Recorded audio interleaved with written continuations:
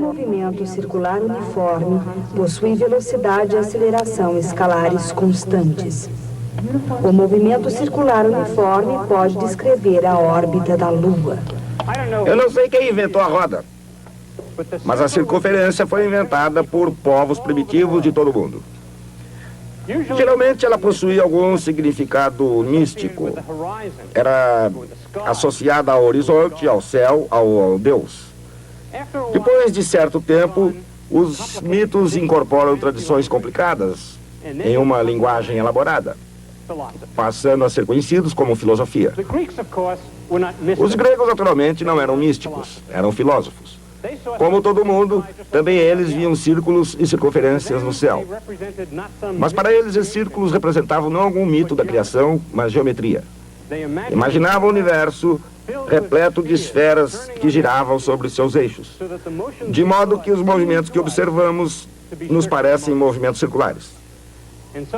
O filósofo Platão disse um dia: todos os movimentos do céu devem ser movimentos circulares e uniformes. E os astrônomos passaram os 2000 anos seguintes tentando demonstrar que ele estava correto. A astronomia era uma profissão e tinha um trabalho a realizar. Sua função era prever onde cada corpo celeste poderia ser encontrado a qualquer hora, em qualquer noite. Essas previsões eram importantes, pois eram utilizadas na agricultura, na navegação e, acima de tudo, naquela época, em horóscopos. De qualquer maneira, qualquer pessoa podia observar o céu e confirmar se eles estavam certos. Não devemos esquecer que os antigos passavam muito mais tempo contemplando o céu em noites claras do que fazemos hoje. Assim, usando movimentos circulares, eles precisavam prever onde estariam os astros e precisavam acertar. Era uma obrigação. No caso das estrelas, isso dava certo, pois as estrelas pareciam se mover em circunferências em torno de nós. Mas com outros astros, que os gregos chamavam planetas, a técnica parecia não funcionar. Em primeiro lugar, porque os planetas não se movimentavam no céu com velocidade constante. Por outro lado, eles nem ao menos se movimentavam no céu sempre na mesma direção. Às vezes davam uma volta e se movimentavam para trás. Além do mais, dois deles, Mercúrio e Vênus, pareciam estar sempre muito próximos do Sol, o que não acontecia com os outros. Finalmente, eles não pareciam ter sempre o mesmo brilho, o que significava que não estavam sempre à mesma distância da Terra. De qualquer maneira, Platão dissera que todos esses movimentos deviam ser movimentos circulares uniformes, e era isso que os astrônomos tinham que provar. Eles construíram um sistema que funcionava muitíssimo bem. Os planetas girariam em circunferências que giravam em torno da Terra. Elas eram chamadas de epiciclos. Para compreender isso, precisamos fazer também uma pequena volta e retornar ao ponto em que começamos.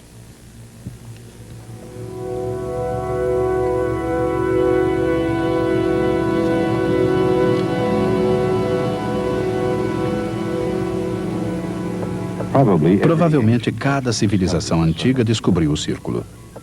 Caminhando por circunferências simbólicas, os nativos americanos adoravam o Sol. Os hindus observaram o que parecia ser o movimento circular nos céus. O mesmo ocorria também com os índios Quechua, no Peru, e também com os primeiros astrônomos japoneses. As formas e formações celestes tornaram-se modelos para as estruturas terrestres. Algumas das edificações mais antigas da Mesopotâmia, datando de 5.000 a.C., baseavam-se na forma circular. Mesmo uma mão primitiva era capaz de desenhar círculos. Ao mesmo tempo em que podem ser expressos pela linguagem mais refinada da matemática, seu conceito relativamente simples permanece. O vetor que liga o centro a cada ponto de uma circunferência tem sempre o mesmo comprimento. Essa simplicidade talvez tenha sido parte de seus atrativos. De ideias simples surgiram magníficas estruturas. As imagens proliferaram, foram embelezadas e cada vez mais elaboradas. A forma circular da antiga Stonehenge, por exemplo. O homem imitava a natureza. E a natureza, por sua vez, parecia imitá-lo.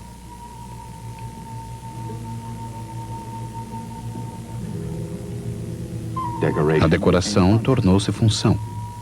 E a função seguiu-se à forma.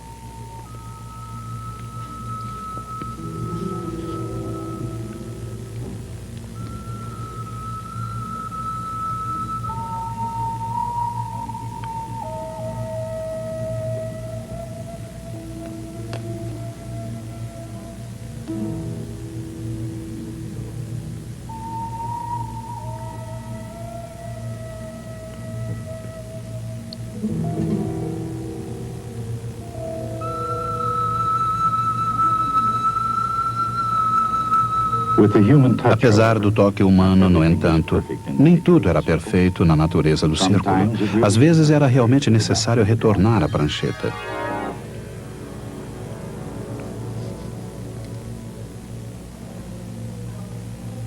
A posição de qualquer ponto de um círculo pode ser descrita por suas coordenadas cartesianas, ou pela sua distância desde o centro e o ângulo com o eixo X. Esse posicionamento é feito pela trigonometria.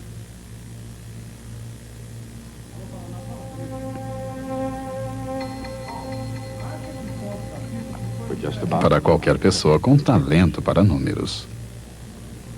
O círculo é um símbolo poderoso, inerente ao universo e à maioria de suas civilizações. Em algumas culturas, não somente a forma circular do céu, mas também os movimentos celestiais circulares são tão evidentes hoje como em qualquer outra época. O filósofo grego Platão afirmou que o círculo era a forma ideal e impôs que todas as outras eram imperfeitas. Ele estabeleceu que todos os movimentos no céu eram não apenas movimentos circulares, mas movimentos circulares uniformes.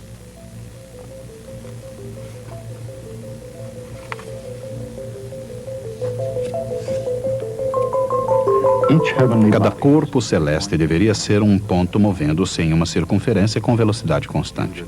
Dito de outro jeito, o vetor posição forma um ângulo que aumenta com velocidade constante. Essa velocidade, ômega, é conhecida como a velocidade angular do objeto. Em qualquer instante t, o ângulo θ é igual a ômega t. Em uma revolução, o objeto se move de 2π radianos no tempo t. Assim, a velocidade angular é 2π sobre t.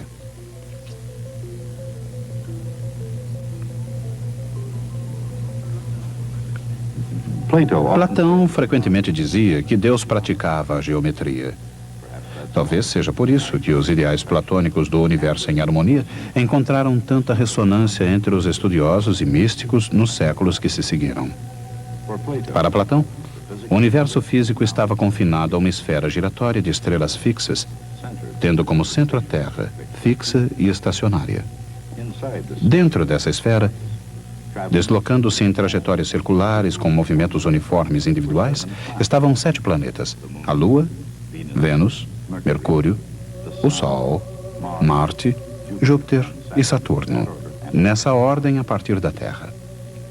Os astrônomos gregos viam os planetas como corpos errantes, tanto que a própria palavra planeta significava vagar, iludir, fraudar. Os planetas eram ilusões, pois recusavam-se a obedecer ao ideal de perfeição de Platão, simbolizado pelo movimento circular uniforme. No entanto, esse ideal platônico seria finalmente aceito pelos nobres pensadores europeus. E por que não? A classe dominante e o povo têm muito em comum com os planetas. Na verdade, em qualquer nível social, o comportamento humano não é, assim como o dos planetas, muitas vezes excêntrico? E sob determinadas condições, também os homens, assim como os planetas, não tendem a vagar a esmo e parecerem ilusões? Mas na Renascença, dominada pela realeza, nem planetas nem nobres estavam sujeitos a críticas, por não serem absolutamente perfeitos. Talvez por causa disso, no céu ou na terra, o comportamento errático não significa necessariamente imperfeição. A perfeição, afinal, dependia da visão do observador, o mesmo acontecendo com a realidade. Considerando as melhores hipóteses possíveis, será que o olho nu é capaz de ver a realidade com perfeição? Nem sempre. Algumas vezes, as percepções da realidade podem ser meras sombras da realidade. Algo que parece ter seus altos e baixos, por exemplo, pode na verdade estar acontecendo em círculos. Na linguagem vetorial, a sombra de um movimento pode representar um dos componentes do movimento.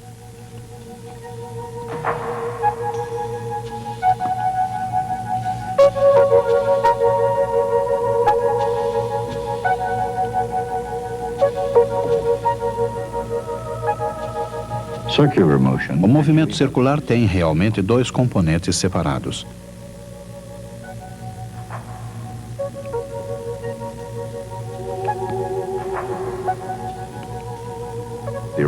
O vetor original é a sua soma.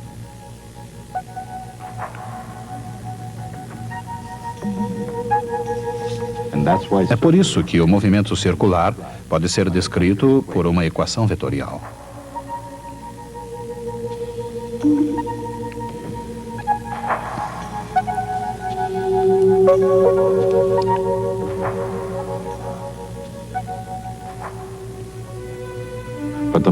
Os movimentos dos planetas, quando vistos contra o fundo estrelado do céu, eram muito complicados.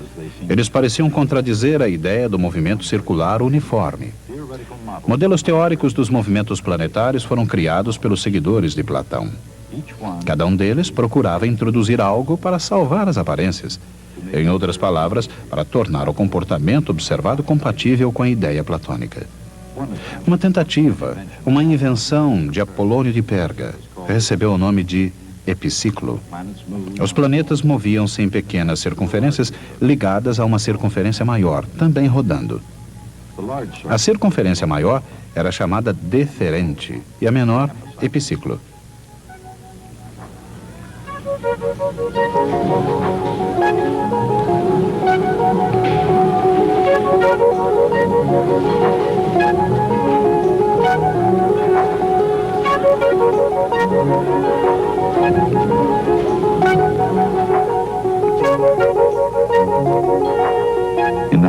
Nas mãos de um hábil matemático, essa combinação de movimentos circulares pode produzir muitas formas diferentes.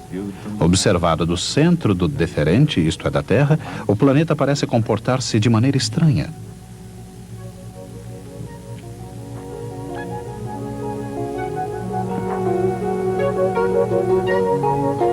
Se o deferente e o epiciclo girassem com a mesma velocidade, a figura seria outra circunferência com o centro fora da Terra.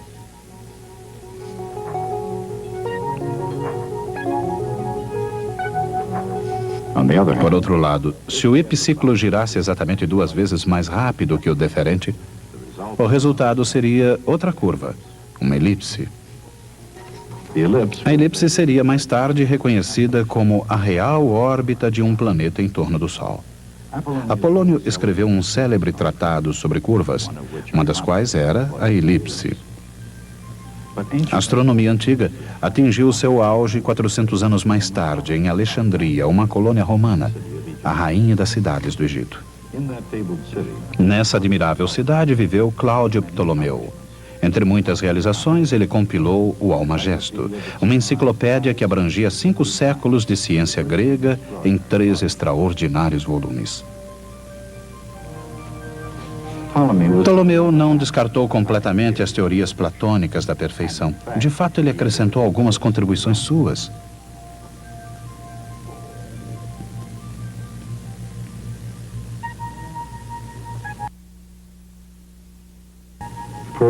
Por exemplo, o deferente dos planetas superiores, Marte, Júpiter e Saturno, não girava com velocidade uniforme em torno do centro. Ele adotou uma órbita oval para Mercúrio.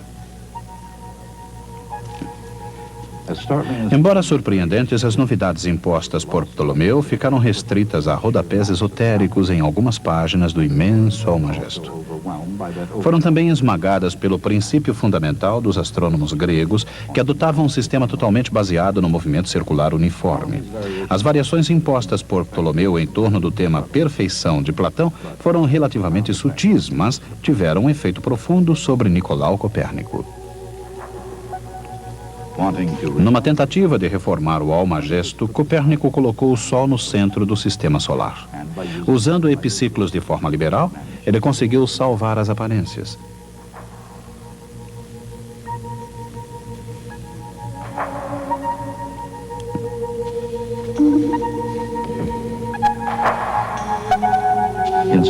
Apesar dos epiciclos, o universo de Copérnico tinha planetas girando em torno do Sol e a Lua girando em torno da Terra, em um movimento circular quase uniforme. Para manter as preferências estéticas tradicionais, ele criou um novo e mais acurado modelo do sistema solar, o sistema de Copérnico. Um século e meio depois, Isaac Newton demonstraria por que esse sistema funcionava, começando com sua teoria sobre a Lua. A Lua está sempre caindo, contudo, ela sempre permanece no céu. A força gravitacional da Terra faz a Lua acelerar segundo a equação F igual ma. Embora ela acelere sempre, ela se move com velocidade escalar constante. Isso parece contradizer o próprio conceito de aceleração, mas aceleração é a rapidez na mudança da velocidade, e a velocidade é um vetor.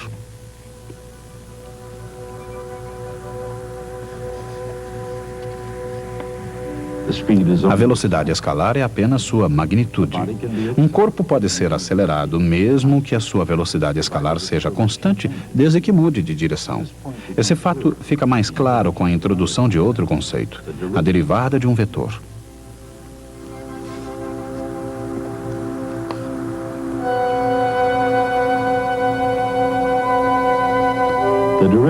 A derivada de uma função explica com que rapidez ela se altera num determinado instante. A derivada de um vetor explica com que rapidez o vetor se altera. Um vetor pode se alterar mudando de tamanho ou de direção, ou ambos.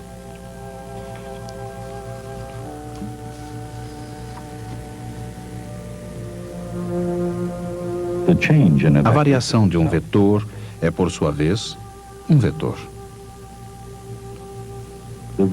O vetor v, embora seja sempre perpendicular a r, está submetido ele próprio a um movimento circular uniforme.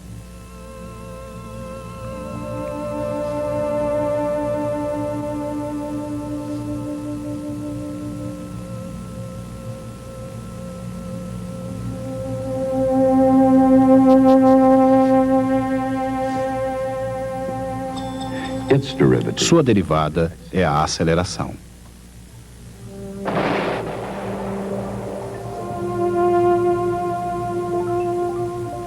Isso soluciona o enigma de uma velocidade constante poder ter uma aceleração constante. Quando um corpo é submetido a um movimento circular uniforme, a aceleração continuamente muda a direção do vetor velocidade, que por sua vez continuamente muda o raio vetor. Os três se ordenam passo a passo, mantendo magnitudes constantes, mas mudando continuamente de direção. A ideia da derivada de um vetor não é nova. Lembre-se que F igual ma é, ela própria, uma equação com derivada de vetores. A única diferença é que até agora derivamos apenas funções com vetores com só um componente. Só funções simples foram derivadas. No movimento circular uniforme, a velocidade é perpendicular ao raio vetor e a aceleração é perpendicular ao vetor velocidade. Assim, ele se localiza ao longo do raio vetor, mas no sentido oposto deste.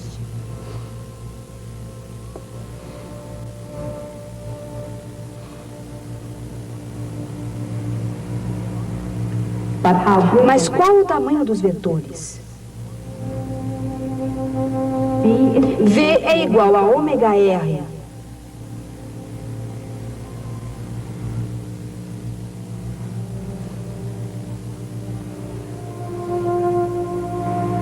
E A é igual a ômega V.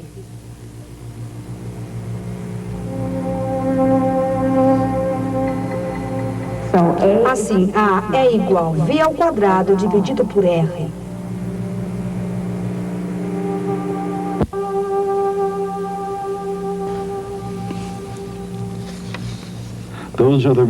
Essas são as relações entre raio, velocidade e aceleração, unidos em eterna dança no movimento circular uniforme. Isaac Newton compreendeu que qualquer corpo que se encontre num movimento circular uniforme está sempre sendo acelerado. Ele chamou de aceleração de centrípeta. De acordo com a segunda lei de Newton, é necessária uma força para produzir essa aceleração contínua. Para um corpo em órbita, essa força é a gravidade.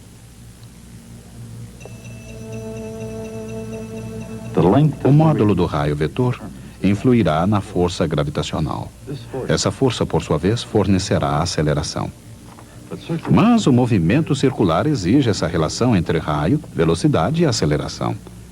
Assim, quando um corpo inicia um movimento com velocidade adequada, sua velocidade escalar se mantém constante, e o resultado é um movimento circular uniforme.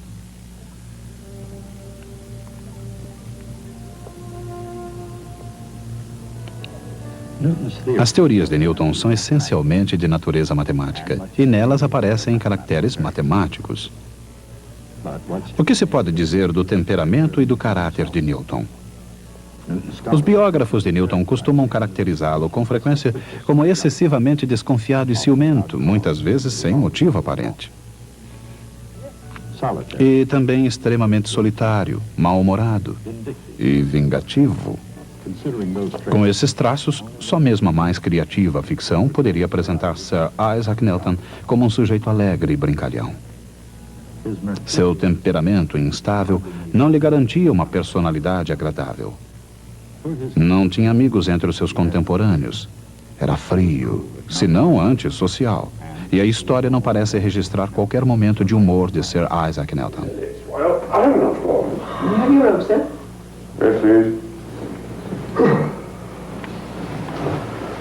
What's the breakfast? Guess your favorite, sir. O desprezo de Newton pela capacidade intelectual dos seus colegas torna ainda mais surpreendente sua eleição para o parlamento. Newton não chegou a ter grandes amigos, nem momentos de descontração. Sua personalidade, assim como sua avaliação sobre Copérnico e Aristóteles, é antes de tudo um estudo de contrastes. Face à sua importante contribuição à mecânica do universo, o que importa não é o homem Newton, mas o que o cientista Newton criou. Observando suas revelações sobre a Lua, o que se disse fica evidente. Caminhou-se muito desde a fazenda que alimentou a imaginação de Newton. Muito mais distante ficou ainda o misticismo dos primeiros estudiosos do céu. Um caminho longo, uma longa caminhada do passado ao presente e daqui para o futuro.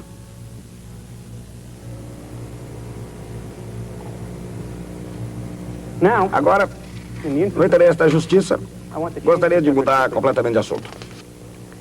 Uma das mais infames atividades de alguns governos é a tortura de prisioneiros. Hoje, suponho, nenhum governo de qualquer lugar no mundo admite abertamente a tortura de prisioneiros. Mas é claro, sabemos que fazem isso de forma secreta e legal.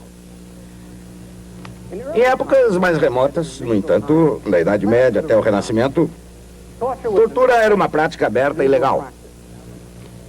Isso significava que alicates, cavaletes, estacas e fogueiras, assim como cavalos que puxavam corpos em direções opostas e ao mesmo tempo, eram todos instrumentos de tortura usados pela polícia dos estados. Mas o fato de a tortura ser uma instituição legal oferecia vantagem até mesmo às vítimas. Primeiro, porque os carrascos eram profissionais experimentados. Por outro lado, por um bom suborno, eram capazes de encenar uma boa tortura sem causar dor. Geralmente era isso feito, antes que se chegasse à parte excitante. O mais importante no fato de a tortura ser uma instituição legal era que ela estava sujeita a certas leis. Não começava a espancar alguém de repente. Antes que ocorresse qualquer tortura física, os juízes discutiam o caso e decidiam até que ponto o processo devia chegar. Na verdade, era preciso passar por 2 estágios antes da tortura física propriamente dita. O primeiro consistia na ameaça verbal de tortura. Se você se lembrar, no caso de Galileu, isso foi tudo que foi autorizado. No caso de Galileu, foi o suficiente. O próximo estágio era a apresentação dos instrumentos. Eram mostrados ao prisioneiro os instrumentos a serem utilizados na tortura. Era uma visão impressionante e quase sempre atingia o efeito desejado.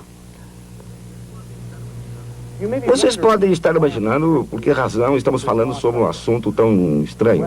A finalidade é introduzir o nosso próximo tópico, de que trata o uso da força. Até lá. No movimento circular uniforme, o vetor velocidade é perpendicular ao raio vetor e a aceleração aponta para o centro. De acordo com a segunda lei de Newton, qualquer corpo que execute um movimento circular uniforme é acelerado por alguma força externa. No caso de um corpo em órbita, essa força é a gravidade. Is gravity.